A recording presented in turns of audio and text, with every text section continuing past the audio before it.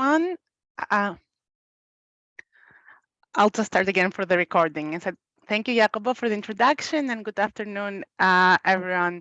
My name is Eri Nomiku. I work within the agribusiness team at the BRD, and we embarked on this journey of exploring urban farming with our partner FAO, and started a series of e-dialogues in November 21. So that was about 16 months ago, with the first topic being understanding urban and peri-urban agriculture. And then in the next series, we explored topics such as energy, economics of it, technology, cities, among others. And we are here today to disseminate the final results of our project. So I'm very happy, and I thank you all for being here today. Throughout this e-dialogues, we had over 40 speakers, over 900 participants without today's dialogue. So that's all of you from 95 different countries. That's a remarkable community, global community we created, and I really hope it doesn't stop here and continues. At the EBRD, we tried through this project to understand opportunities and challenges of the sector and investment potential, and we learned much more than that. Again, thanks to you. I'll stop here. It's time for some results. Back to you, Jacobo, and thanks again, everyone, for being here today.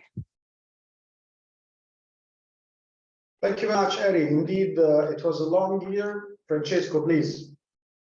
Yes. Well, welcome to you all. It is a pleasure to serve as the chair of this 10th e-dialogue that is entitled Current Status and Future Prospects of Commercial Urban Agriculture. As said, it is part of the webinar series of the joint study by FAO and EBRD on commercial urban agriculture. And today we will look at the overall results of this joint research that has been coordinated by Jacopo Monzini from the FAO Investment Center and involved academics, representatives of the civil society and the private sector, as well as policymakers from all over the world. So we have been working for 1.5 years on this intense set of activities, and I'm proud to say that the results are impressive and provide a clear benchmark of the sector today. So we will have the chance now to get a preview on the key findings of the research by Jacopo, and then in second part of the workshop, we will have also the chance for discussing these results, and your input will be most welcome. I won't take additional time from you, and I leave the floor to Jacopo Monzini, which will provide the report overview. Thank you. Thank you very much, Francesco. I'm very honored to be here again, as usual. And let's start with the final presentation. Again, one big caveat before we start. We all know we are talking, looking, and diagnosing a sector that is very new, where things changes like basically every day. So let's keep this moment as an opportunity of discussion and not just as giving you some slides. And whatever you feel you want to discuss during the dialogue, please feel free to use the chat from now, and then to, of course, raise your hands during the question and answer part of the e-dialogue. So let's get started. We started, as Francesco mentioned, long time ago. I think it's due from me to recognize the work of those that contribute mostly. We have, of course, Professor Orsini from Bologna University and his team. A gigantic thank also to Professor Leo Marcellis and his team from Wageningen University and Research, to Professor Aysam Haki from the University of Liège and his team. They will try to join, they had other commitments, and of course, to all the colleagues in FAO and BRD that supported and contributed. Now, let's get finally started after all this talking and online meetings. What do we have? Since the early phases of our meetings, we knew that we are looking for FAO, but also, I mean, of course, with EBRD at the urban farming sector, but with a commercial angle. So with the urban agriculture universe is quite vast, and we have been tasked within the more commercial part of it to identify the key actors, to assess the sector, also to understand more deeply the sector that is booming since few years, to assess its sustainability, which I think is extremely remarkable from the EBRD and its efforts to look deeply into this kind of reassurances, and of course to identify the possibility and option of being a favorable environment for investment. Now, what we had so far, Francesco anticipated, we interacted with over 900 actors in 95 countries. We have identified a very robust sample of farming companies, tech providers. I mean, I will not go through the list. You have it here. We all know we have been discussing this for many years. But let me use this slide 1 second to highlight a very important point in this new, let's say, period of urban agriculture. This new era of urban agriculture is not just about farming. I think for the first time we are witnessing, thanks to two major changes in a very dumbed down sector as agriculture, that what having young minds and what having capitals can make into a very conservative sector like agriculture. In not even 10 years, we have seen a gigantic number of changes in technologies, in actors as well. We are no longer talking about farmers only, but farmers, tech provider, IT provider, technical assistance providers, university, research and development, investors, retailers, headhunters, architects, municipalities, you name it, it's there. So for once, we have a sector that's showing all the potential of integrating different, completely different sectors, but that if made and work together, then they can produce amazing results. Now, before we get too much into the excitement of this, let's keep being concrete as we have been in the past 9 e-dialogues. Let's first, before talking about investment, let's understand what we're talking about. So we have urban agriculture. Urban agriculture is as old as human civilization, but it has evolved slowly, and hyper quickly in the past year. So before we understand where we want to be located investment-wise, or even to understand urban farming, we have to understand the 3 main dimensions of urban and of course peri-urban. For the sake of simplicity, we only say urban farming or urban agriculture, but we are referring to urban and of course peri-urban. Now, the spatial, functional, and the market, meaning where am I farming, what am I farming, and am I farming because I have a market condition. Now, once these are understood, then it's easier to go deeper to the analysis and the understanding. So it's very important to study what are the different elements and the different added values that comes with urban agriculture. Now, if we look at the various case studies, we are trying to look at all possible representations of commercial urban farming. We have looked at soil-based, we have looked at simplified hydroponic, we have looked at rooftop farming, we have looked at indoor farming. Now, of course, here we are talking about groups of commercial options. I will not go to the details of the table, but two very interesting points.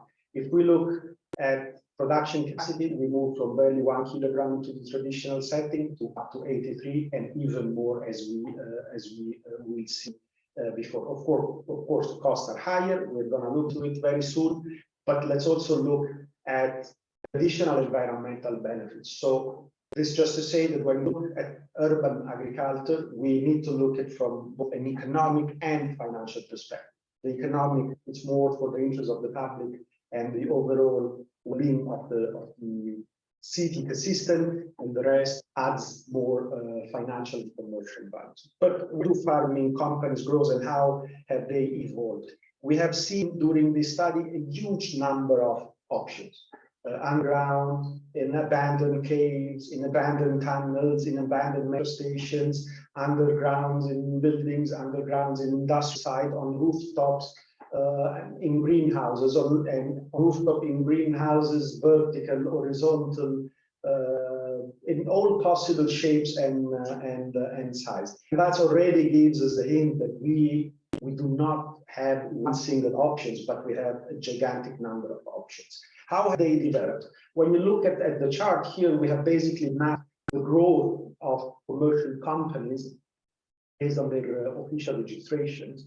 And we see that from a very stagnating and almost inexistent situation, we finally have this gigantic growth. But one element of here of attention is that we have both tech providers and farms that are growing in terms of companies, and this is also an aspect that we have to look more in details in a few. We will look into more details in a few seconds.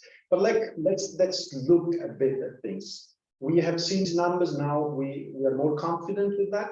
The interviews, the reviews, the surveys, and the analysis confirms we have two very important things here. 65% rent or lease its productive spaces.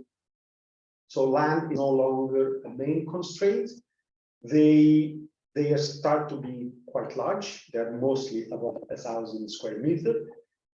40% adopts vertical farming technology. So we are in the high part of the spectrum, in the highest part, I'd say, where the higher technology is. But in general, what is very, very interesting is that 70% do not use soil and work in controlled environment. So basically, they have taken traditional disadvantages of urban agriculture and they have transformed into potential opportunities, as we will see in a while. Now, technology. We have heard everything and more about technology. Many thanks to technologists that most of the part before was coming from Bologna work.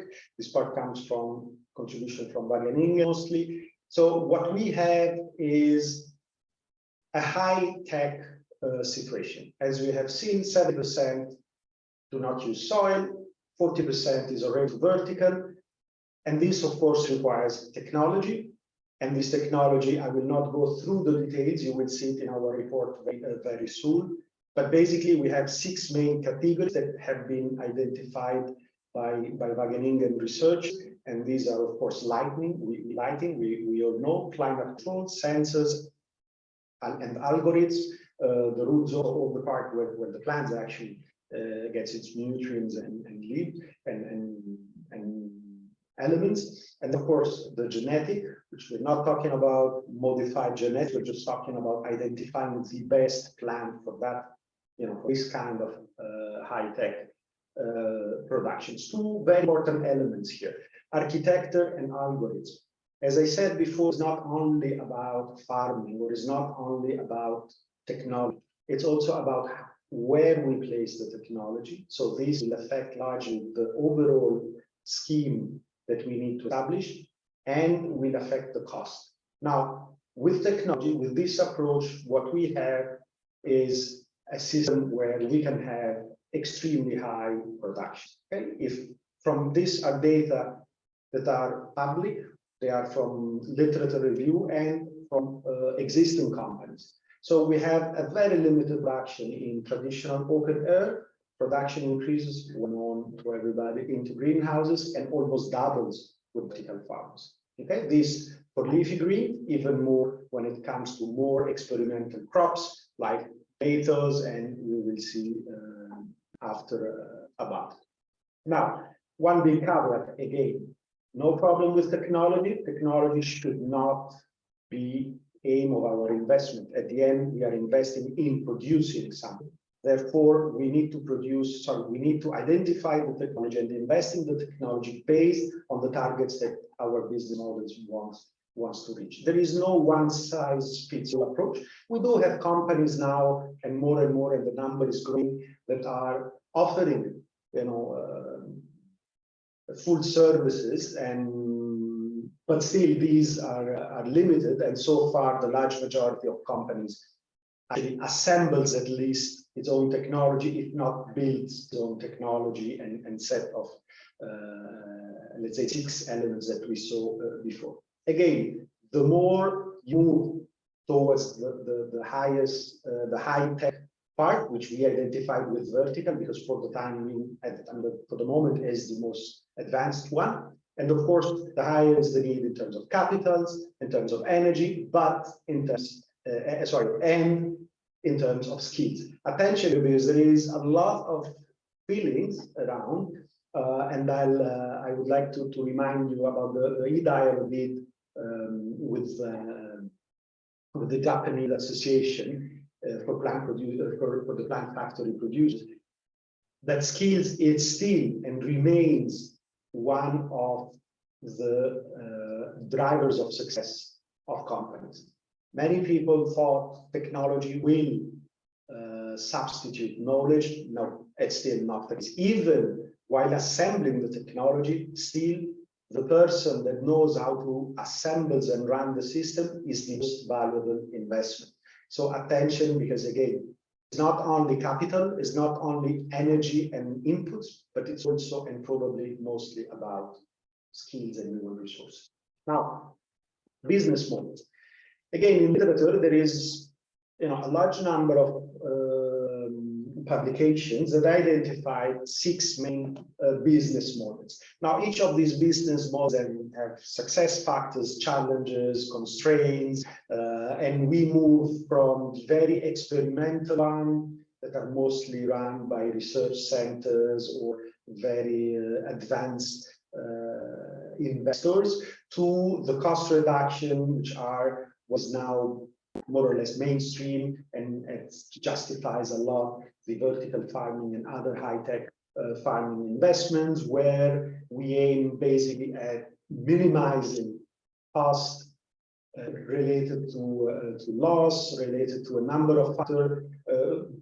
It aims at shrinking the value chain as much as possible to compensate the profit into the production, and so forth and so on. And then we of course have those that are more related to offering a different experience to customers, those that use very niche products for the HoReCa sector or for other specialized retailers, those that do it for a number of social and inclusive reasons. Now, when it comes to investments, of course, this changes a lot. We move from the non-investment almost, that is the shared economy, like a number of people that get together, assuming there is availability, of course, of land, water, and other preconditions, and they get together and they produce their own food, and they share the food, or at least they do exchanges.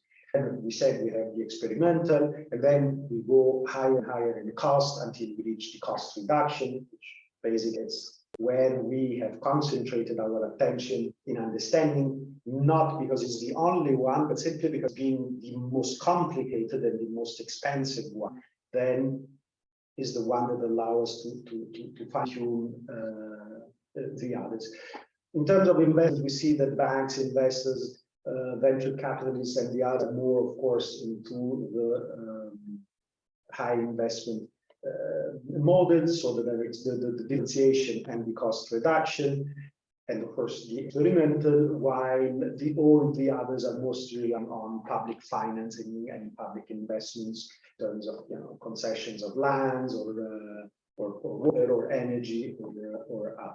Now, a very interesting aspect is, among the many different business models, another one that is quickly developing, I would say, is the farm management. We have a number of companies that start as initially producers, then they develop as technology providers, and now they offer the food service. So they sell their own technology, they install the technology, they run the technology, but they don't take care then of all that comes after and in between. So they do this for third parties, that could be retailers, different options. Now let's look at the most expensive. Let's look at the most complicated settings. We have took a number of case studies. We have looked at vertical farming, for example. Just here as an example, we have description, many other examples in the report. We have that in terms of investments, the large majority of the investment is made out of the light system and the energy system, the building, and of course the backing, the growing system. Again, the more you complicate it, the more is expensive. Now, similarly, with the operational cost, again, this reflects, of course, what we have invested. So we have very high cost in lighting, very high cost in terms of depreciation, but again, very high cost in terms of labor, skills, and things. Now, we don't have as much as an expensive skilled workforce, but we do have huge cost in terms of skilled work, because that is what it makes completely, it makes the difference. Again, as we said at the beginning, we have a huge number of different options. The analysis in literature are not uniform. We have different, and you can see from the ranges that we are presenting, complete different settings, brings to different capex and opex, but as well to different production possibilities. So comparing and rendering comparisons is very challenging. Another interesting thing we have not seen in any of the economic and financial analysis of the few companies that agreed the total cost of ownership. So this is totally missing, and it's a point we will stress it later on that needs to be included. We know that the system is sensitive to rising energy costs. We have seen it in the past months, and I will not be surprised that the number of failures are also related to this predictable but unpredictable energy crisis. But the good side of it is that there are options also to reduce there. Now, the big question that everybody asks, and we have a lot of answers, and we have a lot of people that exposes themselves with very strong statements, but we did not find sufficient data to basically say, yes, it's profitable, no, it's not profitable. We all agree it's an emerging sector.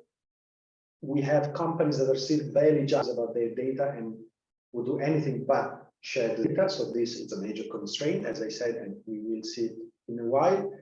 A lot of the studies that we have found are basically doing, like, using proxy to evaluate the vertical farming or high-tech farms. So in a nutshell, again, each farm is unique. We don't have enough data. Now, one thing that we've done, okay, let's look at the prices. We will not get into the books of these companies, but let's see what they offer in the market. So we looked at, we did the pricing spot. Again, this is once, and that's why we are specific for the month of September 2022. We looked around across 29 retailers in 11 different countries, and we compared ready-to-eat salad organic against the highest traditional between brackets product against the product offered by vertical farm. And of course, the number that you see here is the average of the 29 retailers in 11 countries. Now, what we found is that vertical farming products are up to 70% in some cases higher than the non-vertical farming products, organic, traditional. So that have very long value chains and the traditional value chain that we know. And yeah, this is quite expensive, because we are talking already about a plus 70% of a product that is already a plus product. So it's plus product, but let's look at that in a second. So the forecast predict only for lettuce. We have presented lettuce here, a market that, you know, by 2025 will be around 18 billion, depending on the capacity of vertical farms to convince, for example, customers to reduce the costs related to energy and innovation. The fork of, you know, potential penetration is between 0.9 and 7.2 billion. Again, a very open, a very wide fork, but because the options are so many that even the outcomes are as many. Now, when it comes to the challenges and opportunities, I will just go back to the same 2 points I said. There is still not one standardized approach or business model. We do have companies, a lot of companies that propose the mission that enters the sector as producers of vegetables, and then they end up being providers of technologies. So it's still unclear a bit, but we are already seeing the development of different approaches. We see companies that manage to reduce very nicely energy costs, for example, even in current energy crisis, that have, basically investing more again and more in research and development. They also found solutions to reduce the cost. And of course, there is the options of hybrid models and the number of different models that we have analyzed in the report. I don't have the time to go into the detail now. Now, the next question is, okay, there is an investment potential, but is this investment true everywhere and regardless? Is this by default, if I invest in high-tech farming, I do have chances of being profitable? Well, the answer, we did not have answers. So basically what we used is a methodology developed to assess, in this case, vertical farming preconditions for investments. The methodology is peer-reviewed and it's published in like months ago on scientific literature. It's based on the analysis of 147 indicators. Of course, we have the details to present, and this allows us to, and of course, sorry, I apologize, and it looks at social infrastructures, energy, food security, trade, climate change and vulnerability, maturity of the private sector, agriculture development, and of course, science and technology capacity in country. So, until this was tested already for the African continent, and the publication is on African continent, so it's relative to the group of countries that are being investigated. And when we look at, for example, at EBRD countries, what we see is that the most favorable area seems to be the Eastern Europe and the Balkan area, while North Africa and Middle East appears less favorable. Now, in our report, you will also see the analysis of the indicators and, of course, the areas where pre-investment could be done in order to ensure this. And this, to me, it's a very important point. And apologies if I steal 30 seconds of our time to again insist on the fact that it's not only a company that farms. If we do not have the infrastructure, for example, if we do not have cheap and renewable, availability of cheap and renewable energy, then the companies will hardly manage to succeed. And this shows how investments, public investments are needed also for private investment in agriculture to develop. We cannot put everything on to the investor show. Now, then the second aspect, the third aspect we were asked is to look into the sustainability. Again, it's probably, after technology, the second most and best used mantra in the sector. Some have started presenting vertical farming and other high-tech urban system as the solution to everything: climate change, unhappiness, the life, the universe, and everything. So we decided to look into it more deeply. So we approached it with two approaches. The first one is to look into literature. We follow the life cycle assessment, and we looked at a large number of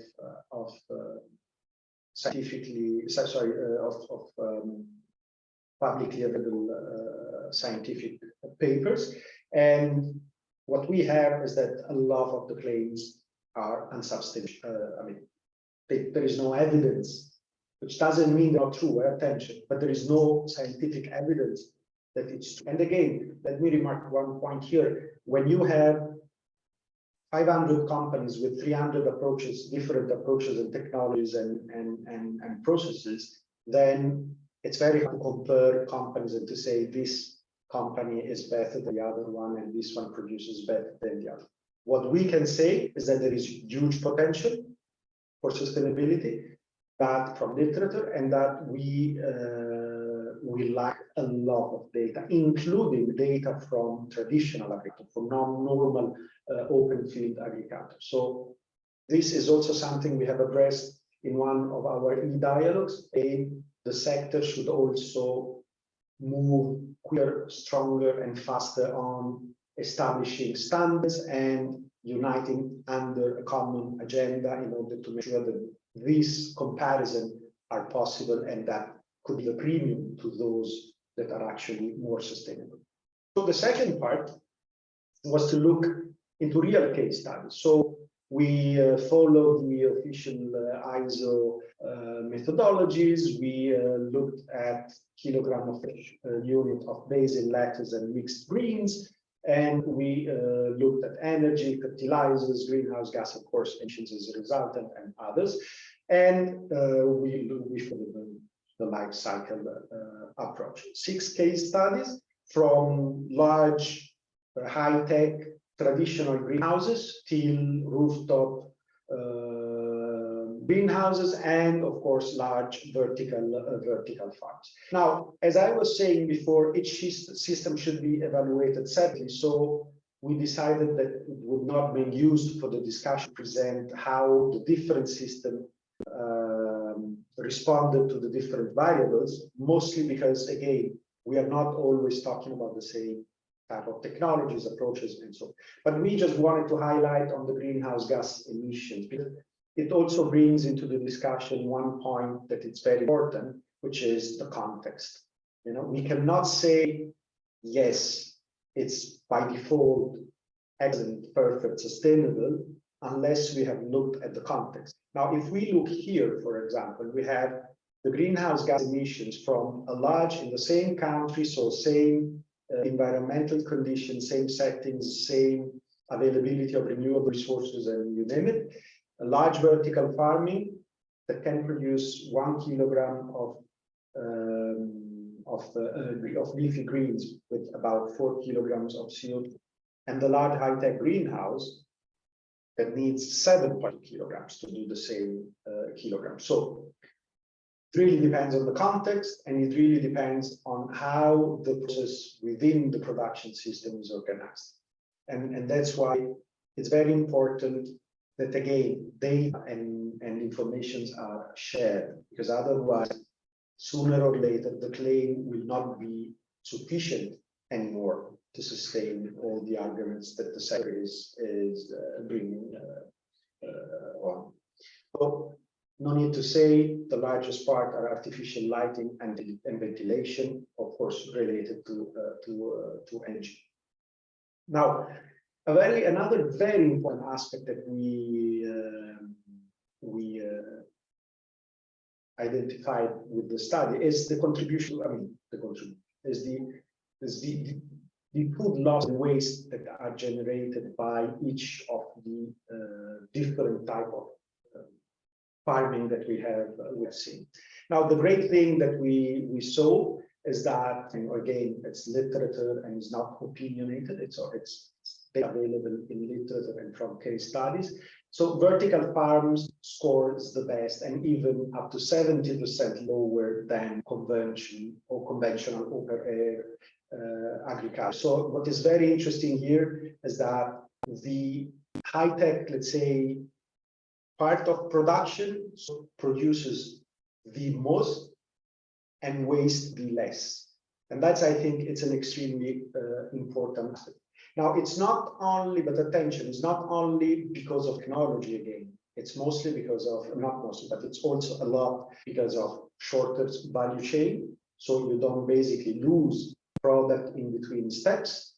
But it's also about type of production that they have. Of course, if you look here, for example, microgreens, it's produced vertically most of the time. But since the target is the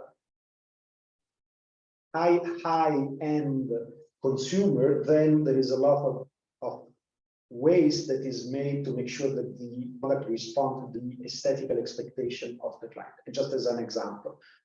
And there is a lot that saves because of the supply agreement with the retailer and the data-driven production. So basically, especially the IT and the specific knowledge of these farms in producing that specific crops reduces a lot the losses related to either overproduction, for example, or producing crops that are below the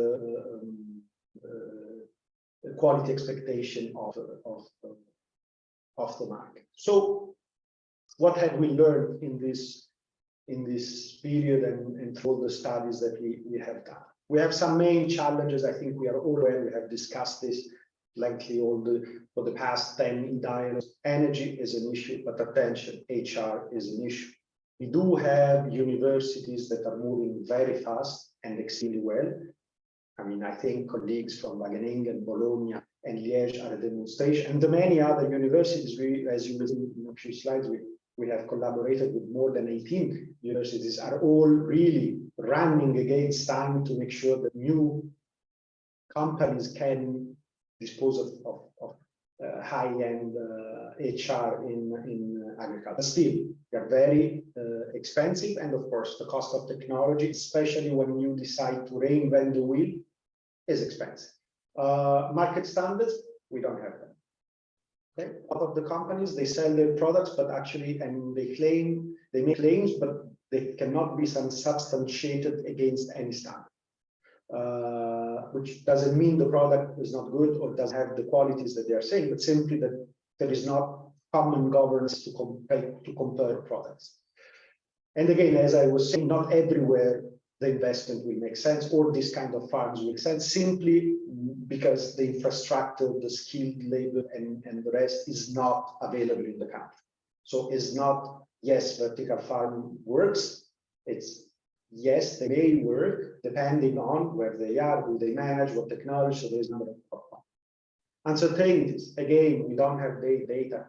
Like I think if the sector, this is I repeated every dialogue, if the sector do not start sharing data more efficiently and effectively, well, then it will always more and more difficult to assess the overall profitability and the sustainability and the rest and the rest and the rest.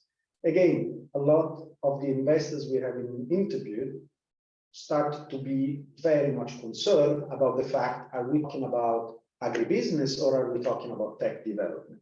Because of course, these are two completely different directions. And a number of companies have started as agribusinesses and then have moved into being a tech provider. Nothing wrong with it per se, but it also shows that the market is not really mature, and it shows a number of, I mean, it opens the floor to a number of companies.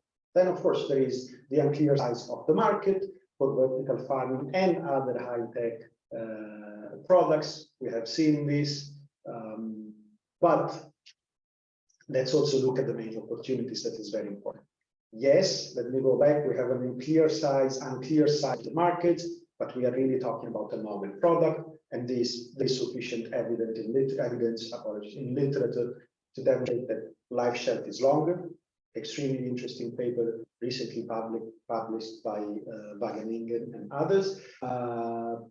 With the right light management and operations, the product with no changes in what the product is. So we're still talking about the salad, but the salad is produced under the best possible conditions. Therefore, its life shelf is longer and it produces a better product in terms of quality. There is room to reduce capex and opex.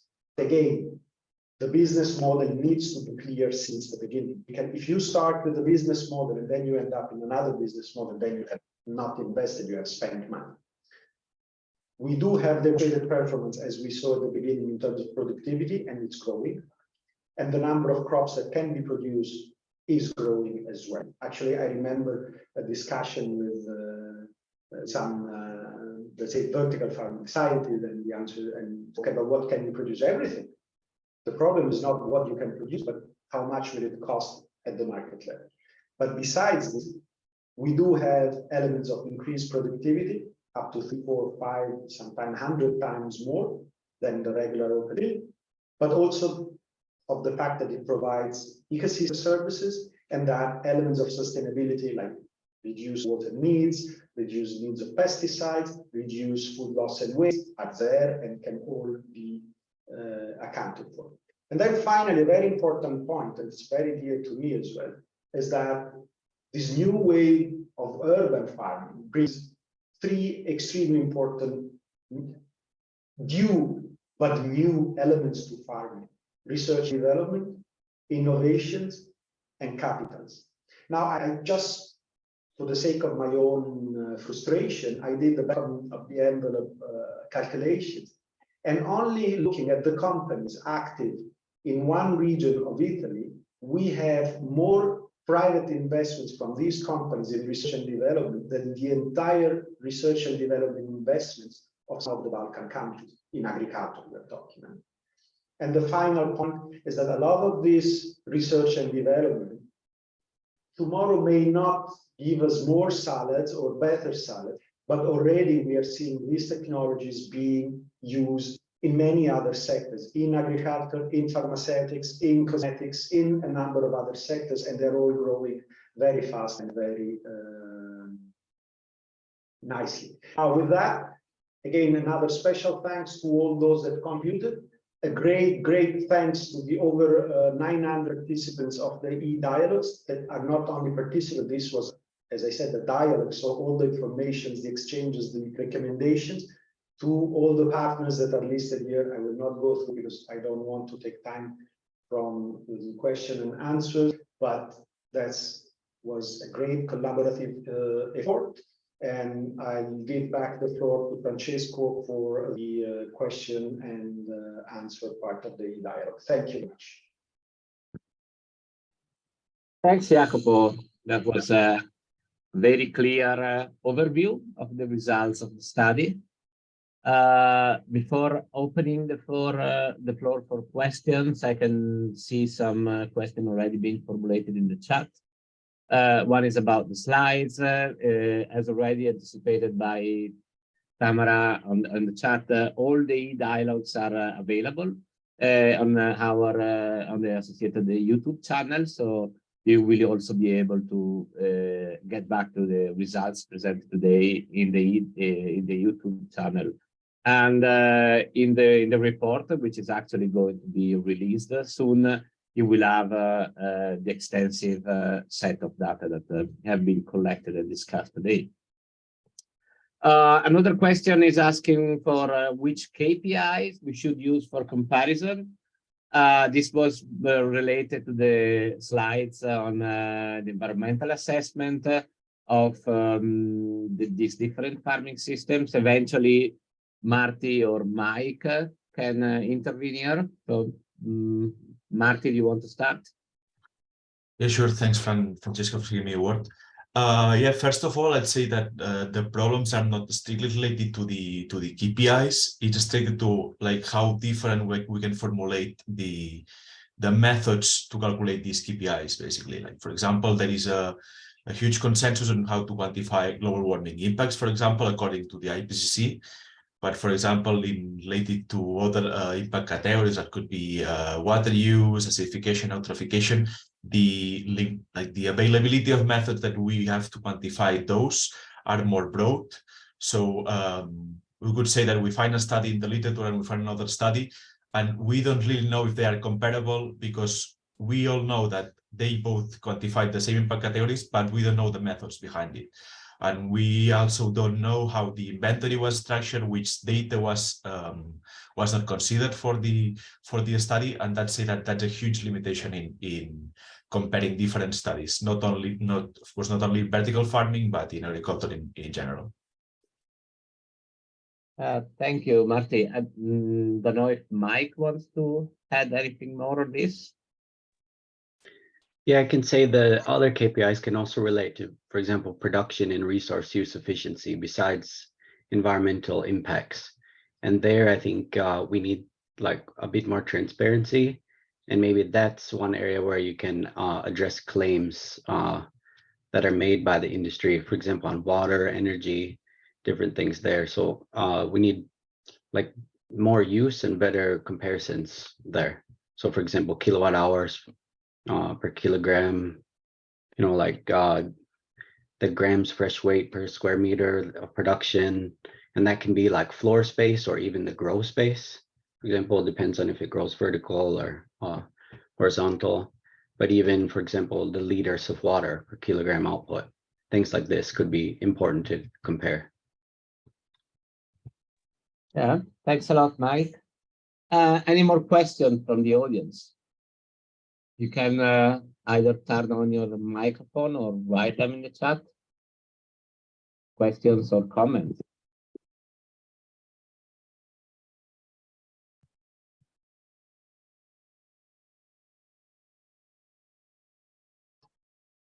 Francesco, since the audience is a bit shy as usual at the beginning, let me ask a question actually a question to Professor Marcel Leo on what is needed beside the technology, because I think this is a very important aspect, and we noticed that during our the many field visits that we did, and many thanks to all the companies that opened the doors to us and to our experts.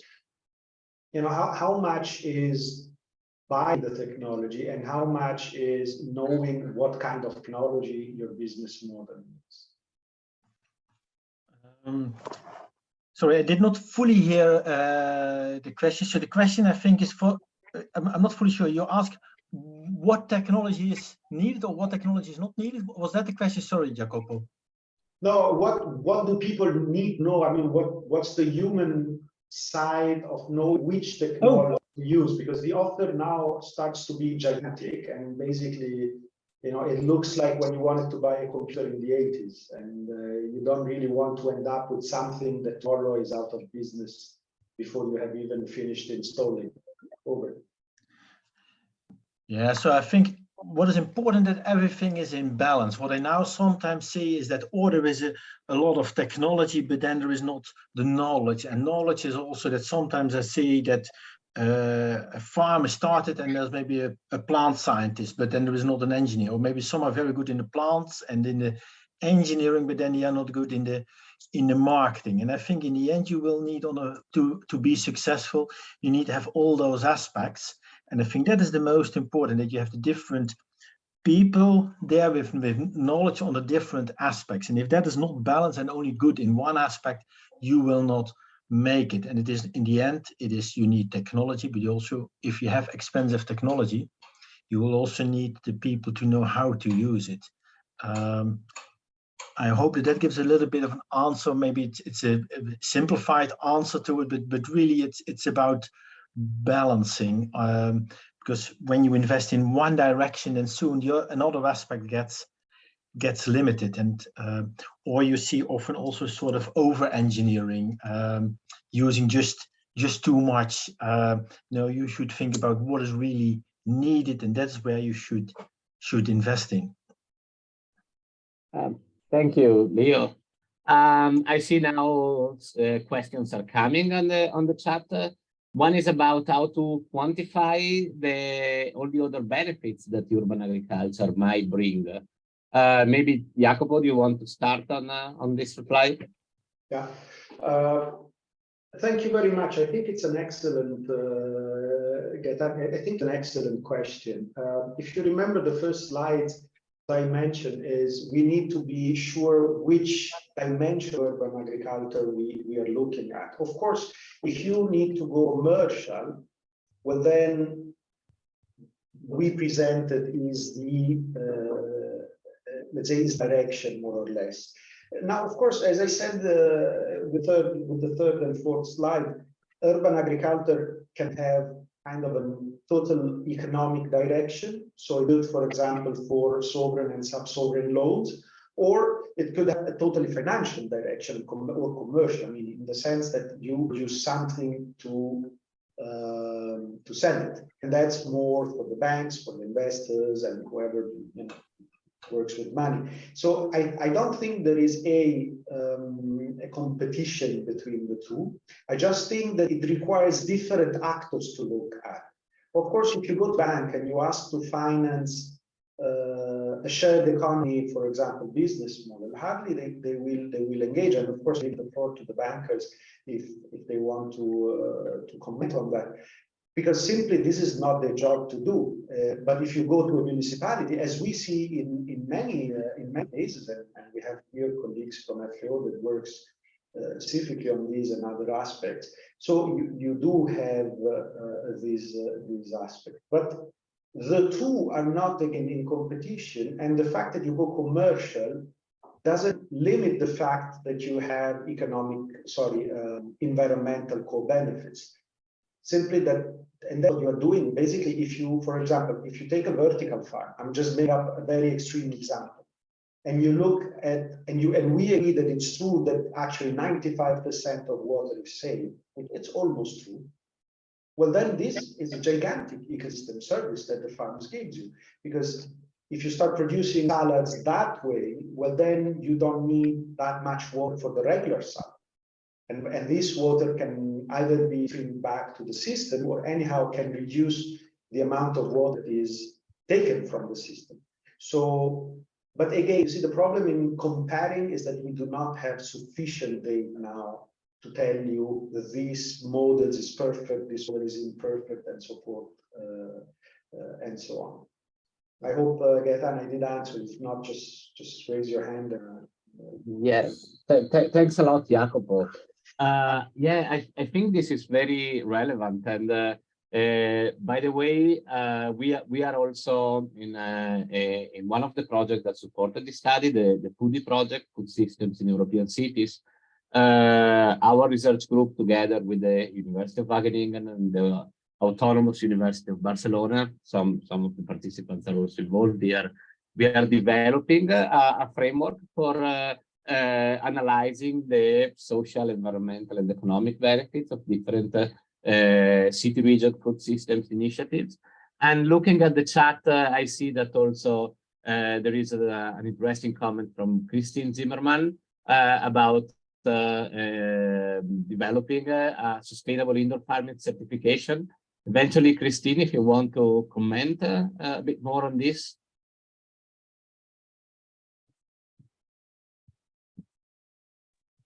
Sure. Hi, thank you. Really super interesting and super helpful what you have researched on and presented. And I see with all the people participating, very few are from the industry. They need to get to know that. So we have to better communicate and make this known. So they are encouraged to really be more transparent and to provide data.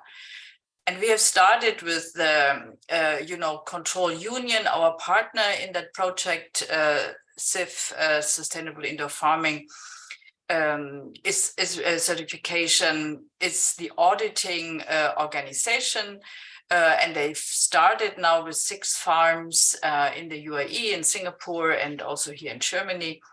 We hope that many more will come so that we can build up a database for benchmarking first, because that is a certification in progress. It's not as we have defined it now with 10 characteristics. You can go to our website and find all the details. If not, I can also send you the documents. And once we have, after this year, we hope we will have 10 to 12 farms, and then to benchmark. And the next step is really then to encourage the vertical farm operators to optimize that.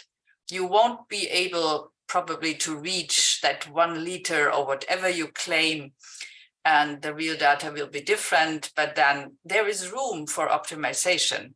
And there again, I think research comes in.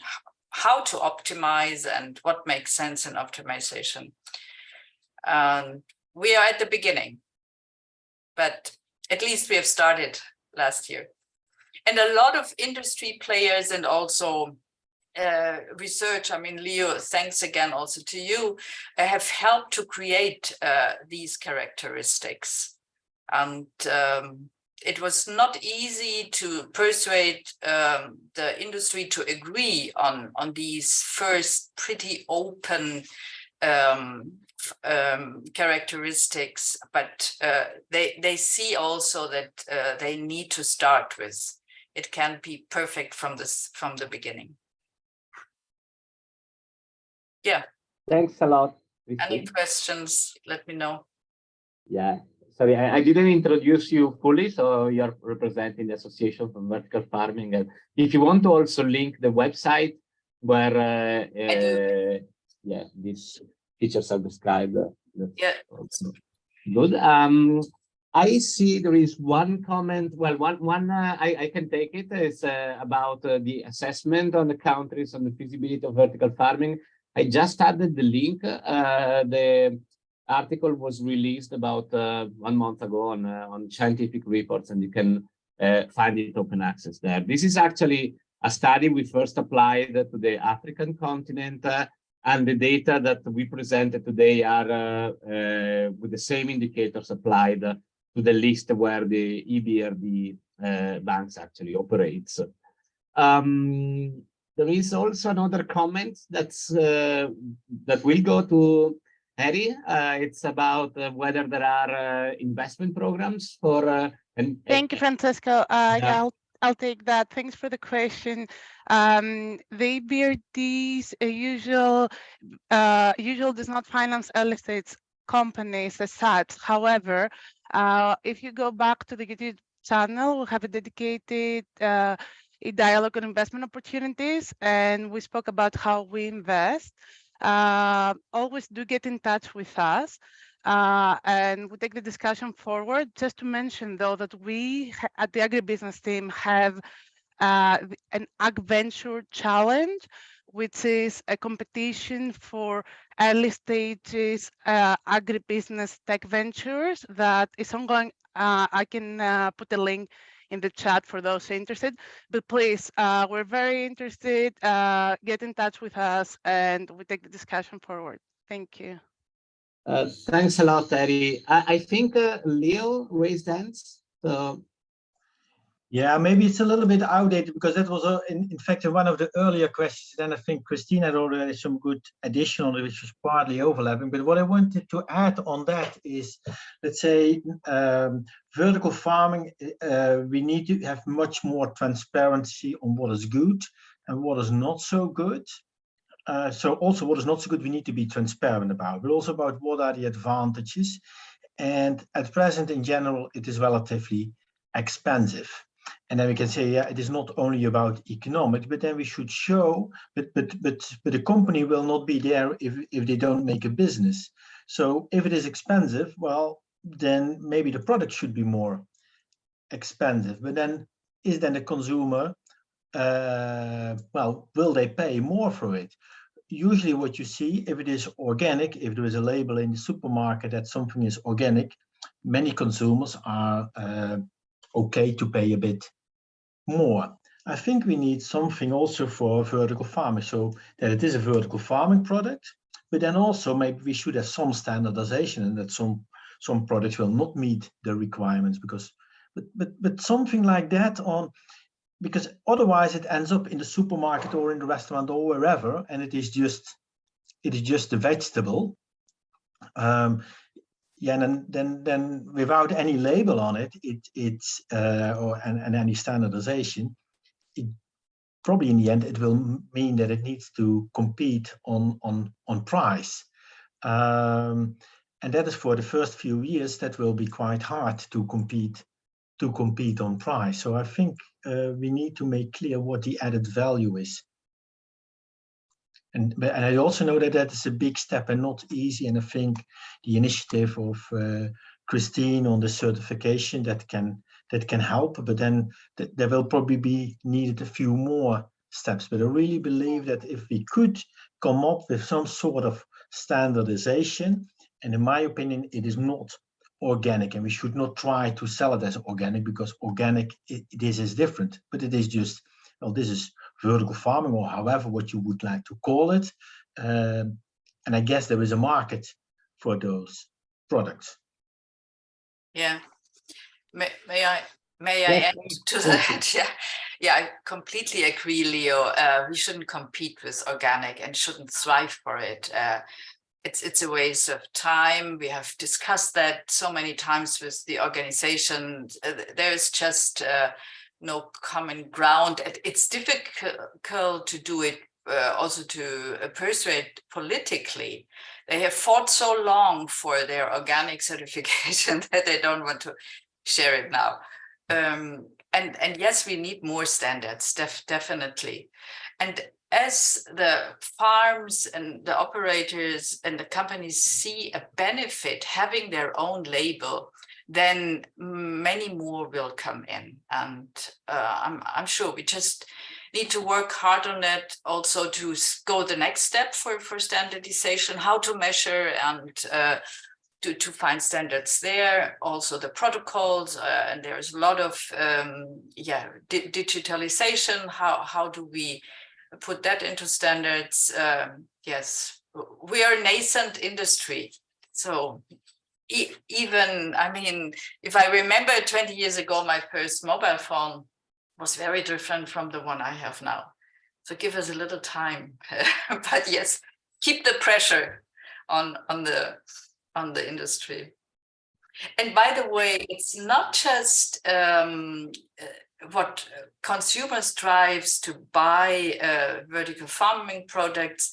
It's often not that it is locally, it's mainly locally production, and that is what they support. And this is what retailers also attract to vertical farming, because that is a major marketing tool for them to say it's locally produced without pesticides. In addition to that, yes, less water and lots of energy. And that is the tricky thing also, to develop the right message we want to give to consumers, the true message, but also the right, what is really driving them to choose a vertical farming produce. Thank you, Christine. Before I'll pass the floor to Jacopo, as he has raised, and I would like to get to one of the questions. It's one of the comments by Noel is about including capital availability and consumer affordability into future assessment. Actually, as referred to the indicators that we used, these were also integrated. We actually built the indicators based on socio-economic data and environmental data, and these were also derived from the local availability of capital and the factor attitudes. Jacopo, please, the floor is yours. Thank you, Francesco. I just want to build up on what Christine just mentioned, because I think she raised and Leo also raised. I mean, everybody now is concentrated on talking about technology that is used, because we are all still very much excited. But I'm sure we buy an Apple, nobody cares about the brand of the tractor that we have used, or if the tractor is 1 meter high, or driver has a hat or doesn't have a hat. I mean, let's and this is, it's a message to the 47 companies that are now participating in this specific dialogue.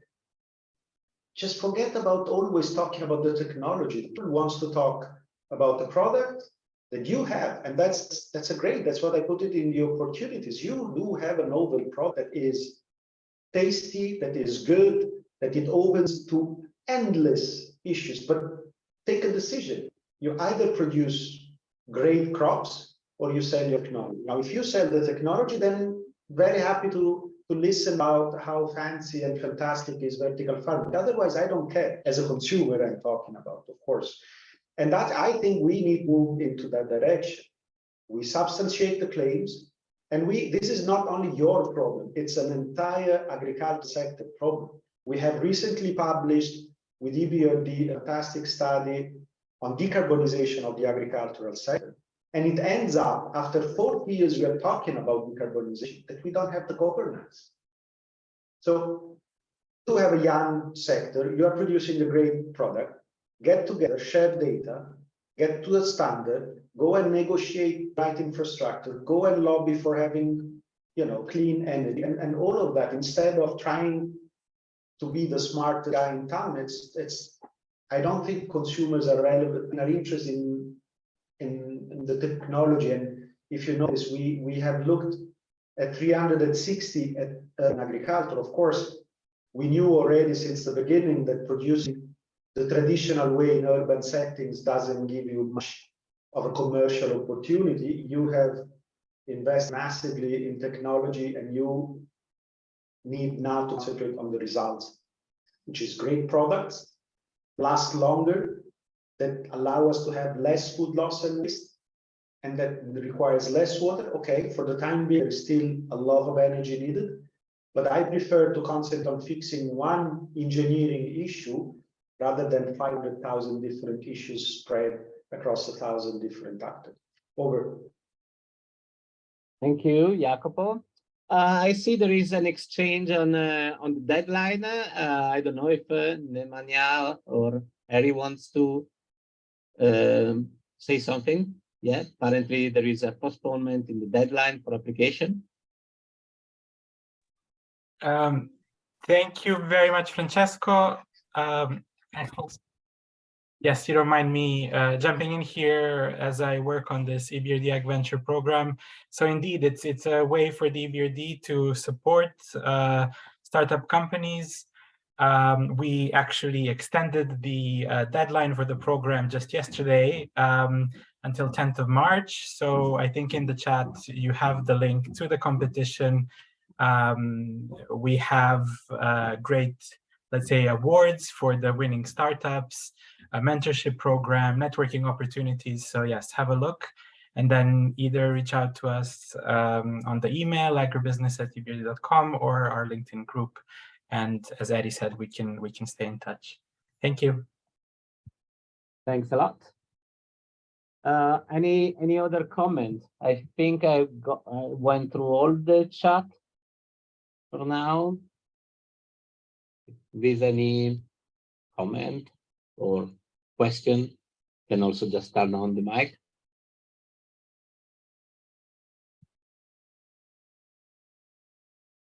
No? Well, then I might leave the floor back to Jacopo or actually there is one. From a retailer side, I do agree on the fact that this is a relatively newborn agriculture. However, I feel it is quite urgent to give rules and standards so it can be properly identified for legal aspects and consequently adequately presented to consumer as self-standing. Yeah, this will make consumer recognize proper value. I fully agree with this. Don't know if anyone else want to comment. And I think this is actually very important for most urban grown products. We have a limitation concerning different aspects of plant production in cities. Land is commonly considered as urban land and not as agricultural land. So farmers cannot really take advantage of the programs for that supports agriculture. Water use is an issue. You often do not have access to well water in cities, but you need to use tap water. But then you may also need regulation about the use of regenerated grey water or rainwater harvested. And there are many other aspects. If you are located in the city, logistics is difficult. You might want to have trucks coming in to take your produce, and this is also an issue. There might be other aspects associated to the drainage water that might be rich in nutrients. Where will you put it? In the traditional sewage? So there are many aspects that needs to be from trained from a legal perspective, and policymakers are lagging behind a bit, mainly because most of the policymakers in cities do not have an agricultural background, so they normally take care more of more traditional urban planning aspects. And also because the technology is new, there is no one legal framework that can fit all, from a rooftop farm to a vertical farm to an allotment garden. For what concerns allotment gardens, we already see some regulation being released. They very rarely include the commercial aspects. They very often regulate more access or use of water. But certainly there is an urgent need for policymakers to consider these aspects. We are actually contributing to this in some of the projects we are involved, and hopefully we'll release soon a guidebook on possible policies that should be implemented. But I think Jacopo can also comment on this. I saw a raised hand. No, just to stress what we all, Christine, you, Leo, everybody is saying, and since we started this work, if you want the sector to succeed, you need to come up with rules, because otherwise you're just selling a commodity, and then you have to stay within the borders that this commodity allows, and that's it. So I think what the retailer side, thank you very much, by the way, I think it's an excellent point made. It's very clear, and this applies to everybody, because it doesn't matter how you produce. You see, that's again this, we are locked in this technology excitement, right? You know, at the end, what counts is the product. And product needs to have standards and needs to be, you know, well described in a clear framework.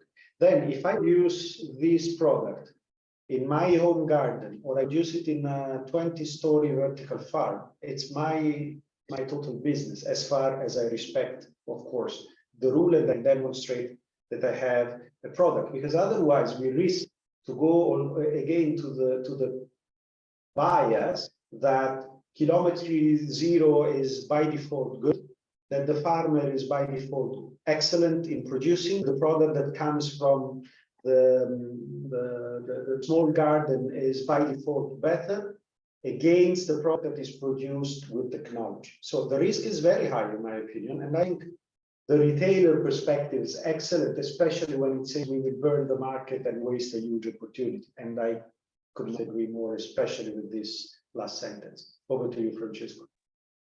Thank you, Jacopo. Anyone else that wants to comment on this aspect of legal?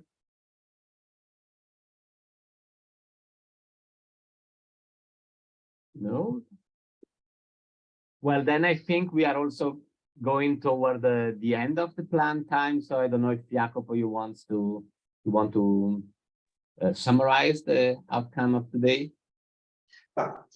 Thank you very much. And again, let me take the opportunity to thank everybody. Again, the EBRD, Wageningen University, Bologna, Liège, and all the over 70 colleagues distributed across really the world that contributed. Three points of this, you know, year and a half that we spent together. I grow bolder and whiter in my hair, which is not good, but doesn't matter. That's genetics. The second one is that we manage, and it's not to talk about how effective the tool was, but simply to highlight how spread globally is the interest in having more advanced technology at the service of agriculture. You know, we had several comments from, you know, in the various dialogues. Oh, this is only for rich. This will not be for poor. This is only for rich countries. This is that. That's absolutely not true. We already have an African Vertical Farming Association, for example.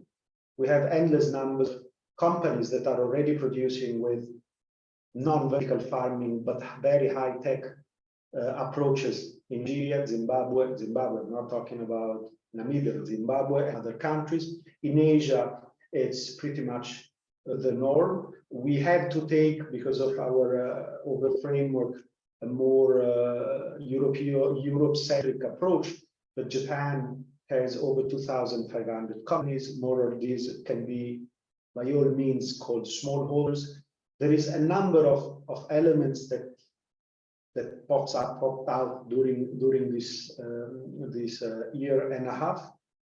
The large interest, a number of very active municipalities as well, a bit less from the various ministries of agriculture of the countries.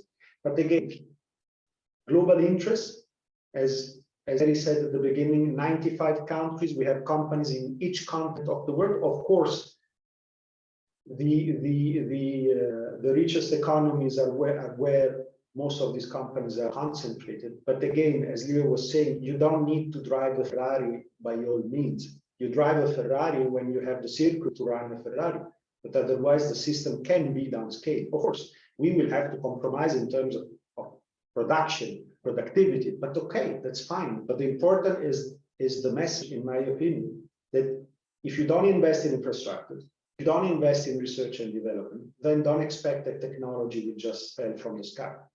Okay, technology is the resultant of public and private investments, and more than anything in agriculture, if we don't go back to invest in agriculture, which includes investing in preparing the people.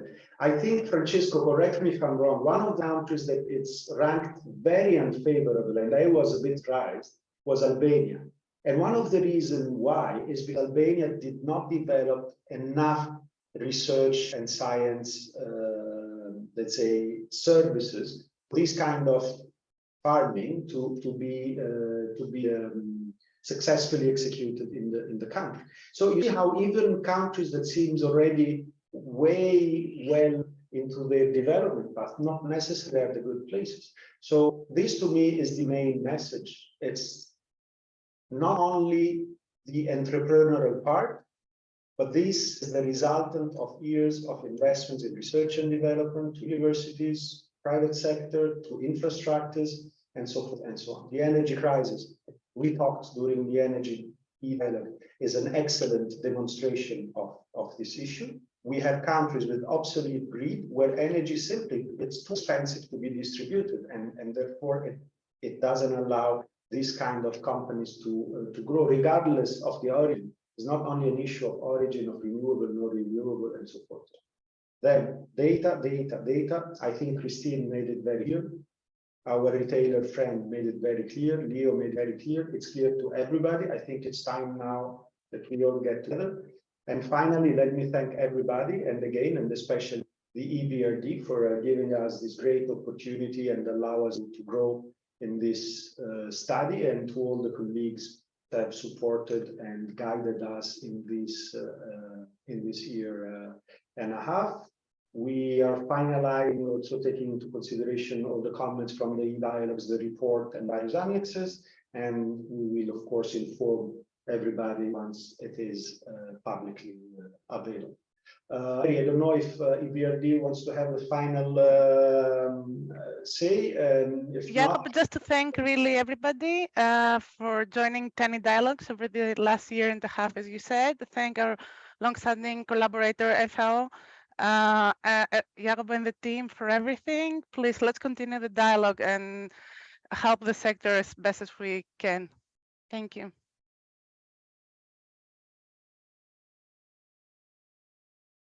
all right. So Francesco, I think we can close. Again, thank you very much. Feel free to reach us any moment. You have our emails, contacts, and I hope we will manage to keep, at least among you, the discussion alive and the interactions structured a bit. Many thanks to Professor Marcellis, Professor Orsini, Professor Gialli, and all the other colleagues. It was a great pleasure, and of course, thanks to Tamara that took every time a good amount of work and stress to prepare all the comments, the dialogues, and everything. Colleagues, with that, I'll close the meeting. Francesco, unless or Leo have a final word, I'll close here, and that's it. Thank you for these 10 very challenging meetings. Over. Thank you. Thank you. All right. Bye. Thank you. Bye. Thank you.